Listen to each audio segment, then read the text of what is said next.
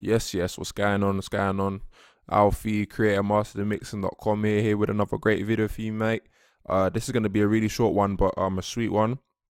So what I'm gonna be talking about is sidechain compression for the snare. Most of the time when you hear sidechain compression, people will tell you about doing it for you're kicking your 808, which is a good use for it, definitely. But you can actually use sidechain for a range of things. And you got sort of, with mixing, you kind of want to take an approach of a problem solving approach. So the way I look at sidechaining the snare, or why I would want to sidechain the snare, is I might be playing it out and I feel like the snare is loud enough volume wise, but my instruments are still kind of sitting on top of it, or they still, like, the snare doesn't stand out enough. There's a lot of different ways to get a snare to stand out, but one thing you could try is, then, all right, me thinking, all right, well, my instruments are muffling up my snare, then maybe I could try side chaining my snare to my instrument, so that, pardon me, whenever my snare hits, the instruments just quietly fade. And then obviously in the sidechain settings, you can distinguish how roughly your instruments would go quiet, how slowly, how fast they'd come back to full volume and stuff like that. So I'm gonna jump right in. Obviously. Obviously. No. How are you though? Alright, cool. So just to trial this, I'm obviously, the reason why I'm chatting shit is because I'm thinking whether to just do it with the instrument and the snare or the whole beat. I'll just do it the whole beat. So what I'm gonna do is I'm gonna add a compressor to the snare. This is what it sounds like. First of all, though. Actually, I think I might have a sidechain activate. No, I don't. Alright, cool. That's no. That's not how it sounds because of the automation.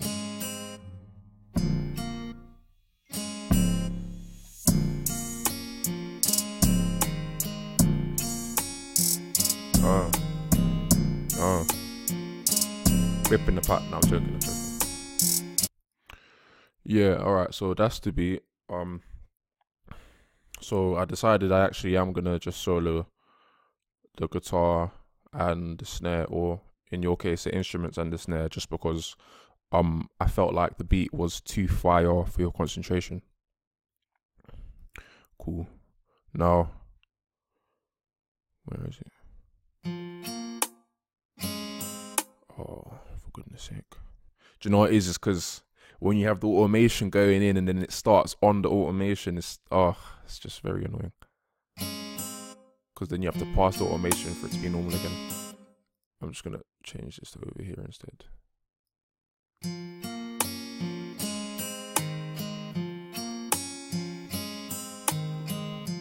Right, so let's say I wanted that snare to stand out a little bit more over that guitar without actually turning up the snare.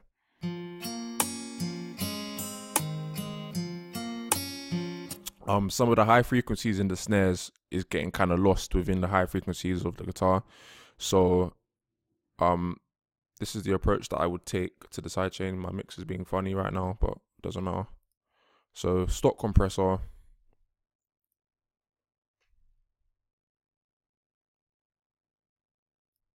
Everything reset. Actually, I don't like this one. No, that's ugly. Yeah, that's nice.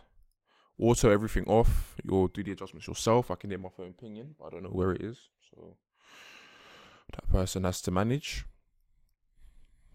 Everything reset. All right, cool. So I'm not gonna explain compression too much right now. Because there's separate vids. I'm sure I've done vids on that as well. But the main point of this is just the sidechain. So what I'm gonna do I shouldn't be on the snare channel. This is wrong. I'm moving the compressor right now over to my guitar. And then on the guitar, I'm choosing the sidechain as my snare.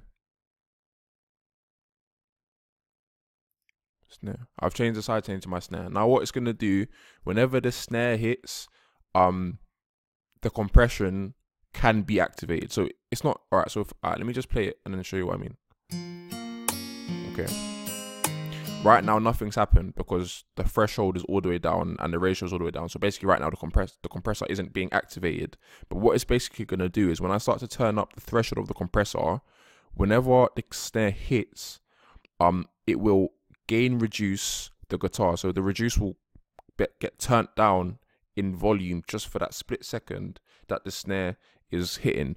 And I control how long it goes quiet for with things like release, how quickly the compressor activates with attack, how strong the compressor is. So, you know, like how sharply the guitar will go quiet with the ratio.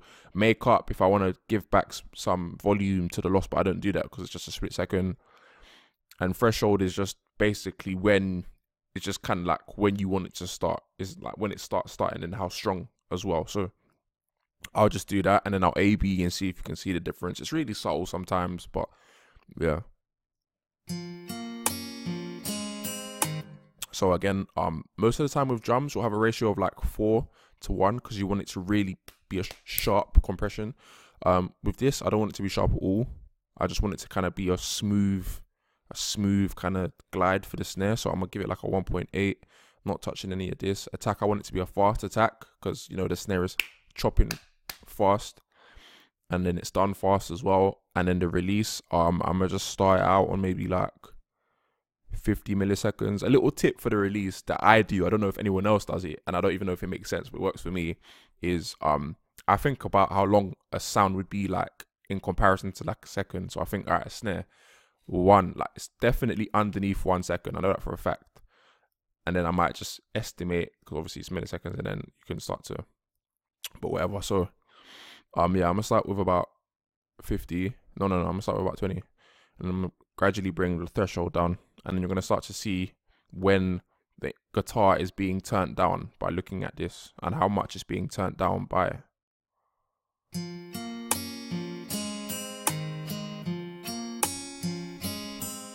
You see? So in that split second, the guitar is going, it's moving out of the snare's way by like 5, just like that, real quick, and right back.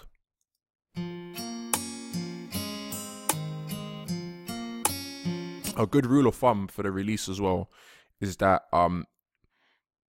the needle, the knob, should be back to 0 way before the snare hits again, or before whatever you're compressing starts to produce signal again, if that makes sense. So if the release is too long, the knob's gonna hit up, and then it's gonna gradually go down, and then hit up and gradually go down, because it hasn't got enough time to get back down to 0. You want it to go to 0 as quick as possible, but while still getting the full sound. A snare is fast, so that's why I gave it like a 0.20, and I think that's a good amount of time.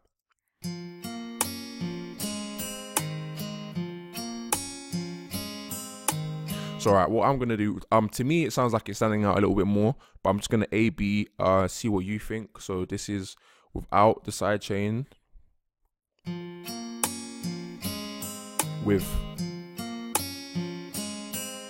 without, with. So again, really hard to tell, but it's just one of those things in the grand scheme of the mix that really can just help keep a snare popping without it being too loud, and just stuff like that. I'm gonna play it together with the whole mix to see if that might make it a bit easier, because there's less elements, there's more elements, so the snare.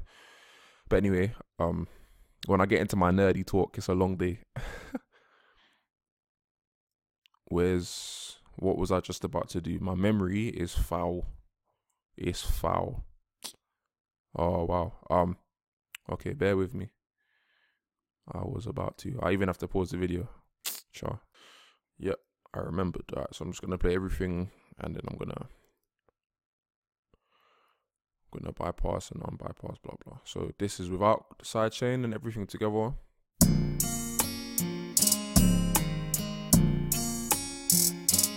Sidechain.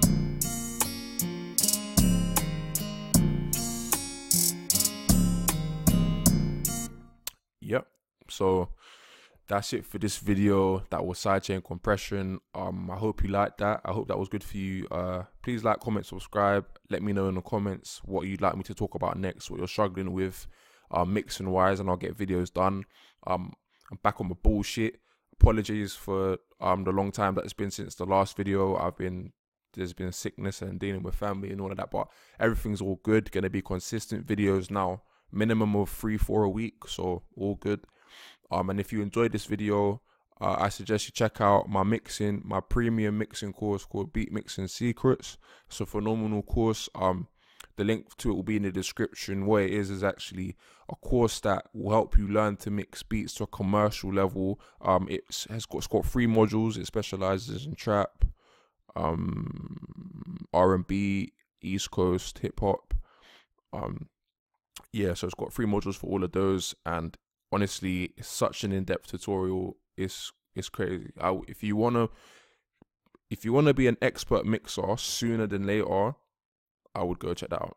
So yeah, that'll be in the description, and that's it for today. See you soon. Again, it's Alfie. Take care.